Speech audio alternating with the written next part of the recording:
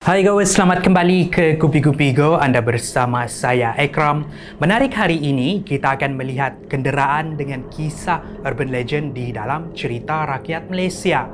Pernahkah anda mendengar kisah tentang skuter putih yang mengganggu para pembonceng motosikal di Lebuh Raya Karak?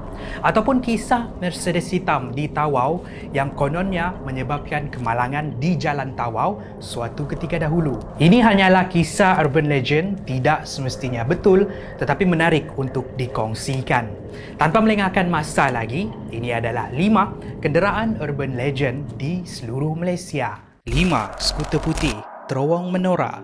Ini diceritakan berlaku di Terowong Menora, sebuah terowong yang terletak di antara Kuala Kangsar dan Ipoh. Sejak ia dibuka pada tahun 1986 dahulu, banyak kes kemalangan yang berlaku di sini. Apa tidaknya, ada kawasan yang laluannya curam dan banyak seleko, menyebabkan ada kenderaan yang hilang kawalan dan terbabas. Tapi selain dari faktor-faktor itu, ada juga yang mengaitkan kemalangan di sini dengan beberapa jenis kenderaan yang tiba-tiba muncul, sama ada di depan ataupun di belakang. Contohnya, penampakan skuter putih yang sering mengganggu pembonceng motosikal.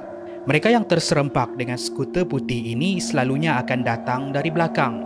Dari jauh lagi, mereka akan melihat kelibat skuter putih dengan seorang pembonceng. Pembonceng itu kemudian memberikan isyarat membenarkan mereka untuk memotong, tidak sehingga berada di depan dan melihat dari cermin sisi. Rupa-rupanya skuter tadi tidak lagi berpembonceng, ia bergerak dengan sendiri. Mereka yang terkejut sama ada akan memecut ataupun terbabas di jalan raya. 4. Iswara Biru Old Klang Road.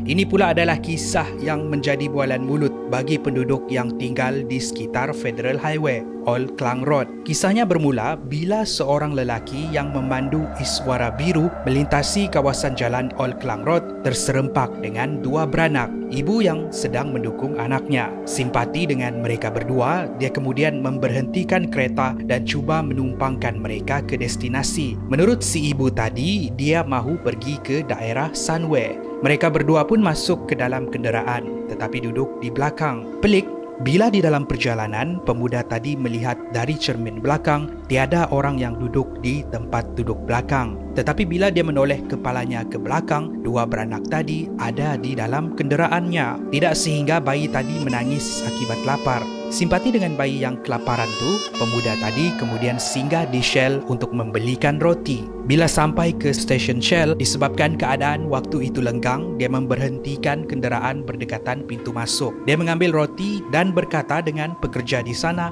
dia mahu membelikan roti itu untuk bayi yang sedang menangis di dalam kereta. Pekerja-pekerja Shell tu kemudian pelik sebab tiada orang pun di dalam kenderaan. Dengan raut wajah kebingungan, dia menoleh ke keretanya. Untuk pemuda tadi, dia masih boleh melihat 2 beranak tadi. Sementara pekerja-pekerja yang lain masih bertegas yang diorang tidak nampak siapa-siapa. Pemuda tadi kemudian pergi ke kereta dan dengan nada yang sopan, dia menyuruh 2 beranak tadi turun dengan alasan ada masalah. Dengan raut wajah yang marah, wanita tadi hilang dalam serta-merta. Tapi ini tidak berakhir di situ. Sejak dari hari itu, pemuda tersebut sering melihat kelibat wanita tadi di belakang keretanya yang membuatkan dia hampir hilang akal. Iswara birunya tadi sekarang berpenunggu. Tidak tahan dengan gangguan ini, menurut kisah, pemuda tersebut telah membuang Iswara biru tadi begitu sahaja.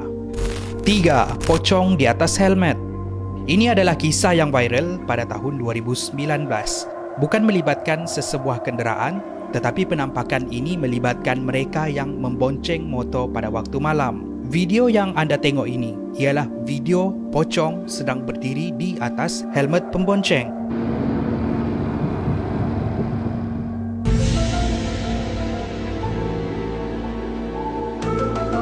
Nampak lucu dan menyeramkan pada masa yang sama. Pada asalnya dikongsikan oleh pengguna Facebook Abang Bel. Video ini menimbulkan banyak reaksi dari netizen. Apa yang pelik, ini bukanlah satu-satunya insiden yang pernah terjadi. Mengikut kisah yang dikongsikan oleh netizen lagi, ada juga beberapa insiden Pontianak sedang duduk di atas kepala rakan mereka yang sedang membonceng pada waktu malam. Ada yang menyifatkan insiden ini sebagai lucu, ada juga yang menyifatkan ini sebagai menyeramkan. Betul atau tidak terpulang dengan penerimaan anda. 2. Mercedes hitam tawau. Ini pula adalah kisah tentang sebuah kenderaan yang kelihatan berlegar-legar di sekitar Tawau, Sabah. Kononnya pada waktu 1990-an dahulu, ada kes sebuah keluarga yang pada waktu itu menaiki Mercedes hitam terlibat dalam kemalangan. Kenderaan mereka terbabas dan terbalik. Disebabkan pada waktu itu jalan di Tawau sunyi, tiada orang yang dapat membantu mereka sekeluarga, membuatkan seluruh ahli keluarga terkorban. Sejak dari hari itu, banyak kejadian pelik dan misteri berlaku di sekitar Jalan Tawau. Kadar kemalangan di Jalan Tawau meningkat. Ada yang mengaku melihat Mercedes hitam sebelum mereka terlibat di dalam kemalangan. Mercedes itu akan memintas kenderaan mereka secara tiba-tiba pada waktu malam, membuatkan mereka terbabas di tepi jalan. Kononnya, bila dilihat dengan teliti, Mercedes itu tidak mempunyai pemandu. Bayangkan, pada waktu itu, kemalangan di Jalan Tawau kerap sekali berlaku, sehingga wujud satu teori untuk mengelak dari diganggu. Kepada mereka yang sama ada diekori ataupun dipintas oleh Mercedes tersebut, mereka perlu pergi ke bulatan yang dikenali sebagai bulatan Sin-on dan terus memecut ke arah timur. Hari ini, tiada lagi penampakan kenderaan berhantu Mercedes hitam ini di sekitar Tawau dan kisah ini lambat laun telah pun dilupakan dan menjadi kisah legenda urban. 1. Volkswagen kuning, Lebuh Raya Karak. Mungkin kisah paling popular di dalam senarai ini dan sering ditemui di tempat yang paling dikenali di dalam senarai ini, di mana? Di Lebuh Raya Karak. Banyak kisah mistik dilaporkan berlaku di sekitar Lebuh Raya tersebut. Dari kisah 3 beranak yang terserempak dengan Pontianak ketika kenderaan mereka rosak pada waktu malam, kisah kanak-kanak memakai baju sekolah, kisah panggilan ke sebuah stesen radio yang kononnya melaporkan kemalangan yang akan berlaku keesokan harinya, kisah wanita cantik berseorangan di tepi jalan menumpang kenderaan yang lalu lalang, sehinggalah kisah Volkswagen kuning yang dilihat mengekori kenderaan dari belakang sebelum ia hilang. Bayangkan anda memandu berseorangan di Lebuh Raya Karak, tidak sehingga anda perasan ada sebuah kenderaan yang menghampiri anda dari belakang ataupun ia berada di depan anda. Bila diteliti, itu adalah sebuah Volkswagen kuning. Pada asalnya tiada yang pelik, itu cuma sebuah kenderaan. Tidak sehingga anda perasan tiada orang yang berada di dalam kenderaan. Volkswagen tersebut tidak mempunyai pemandu. Kononnya, bila Volkswagen ini berada di depan, anda tidak boleh memotong. Brake juga kononnya tidak akan berfungsi. Pada mereka yang malang, kenderaan mereka akan hilang kawalan dan terbabas. Menurut kisah, Volkswagen ini akan muncul beberapa kali sepanjang perjalanan di Lebuh Raya Karak. Kalau anda bernasib baik, anda tidak akan menemui Volkswagen ini. Ataupun kalau ia muncul, ia akan hilang di sebalik kegelapan.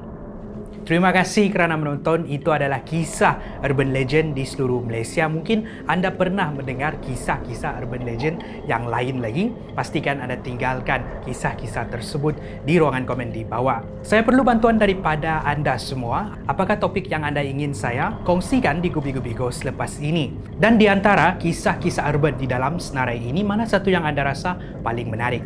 Tinggalkan pendapat anda di ruangan komen di bawah. Pastikan anda like dan share. Kepada yang belum subscribe, pastikan anda subscribe. Sebelum saya mengakhiri video pada hari ini, ingin saya memberikan sedikit update. Mungkin ada yang terlihat post di community page dan juga di Gubi-Gubi Go tentang page Gubi-Gubi Go yang dibuang sekejap. Awal-awal kena buang tu saya ingat pasal copyright ataupun konten-konten di dalam Gubi-Gubi Go tu melanggar terms and services Facebook. Jadi malam tu saya dapat email daripada Facebook pukul 1 malam macam tu. Lepas tu malam tu juga saya hantar permohonan kepada Facebook untuk dorang semak page Gubi-Gubi Go. Alhamdulillah pagi tu Facebook Gubi-Gubi Go telah pun dipublish semula. Page Gubi-Gubi Go tidak melanggar terma Facebook, itu hanyalah kesilapan daripada sistem automatik Facebook. Semoga pada masa depan masalah-masalah ni tidak lagi terjadi di platform Gubi-Gubi Go. Apa-apa pun itu sahaja daripada saya pada hari ini. Saya jumpa dari episod yang seterusnya. Gubi-Gubi Go menarik setiap hari.